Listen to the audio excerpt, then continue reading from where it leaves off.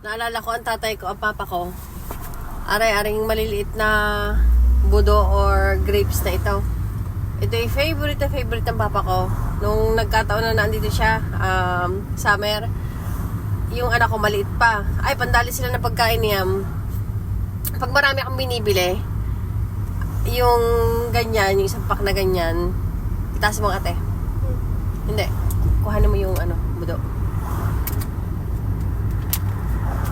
Yan, yung isang ganyan, tinan nyo, liliit.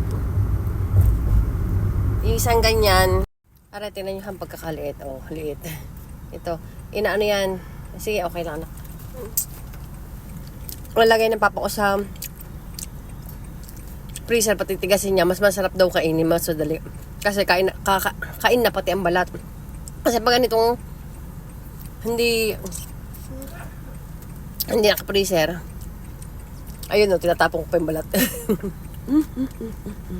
Kaya yun, naalala kong papa ka, favorite nila itong dalawang magluluwang.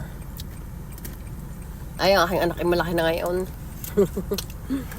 Dati kaliit, pandali sila lagi ng pagkain niyan pag summer. Wala lang, naalala ko na, na-share ko lang.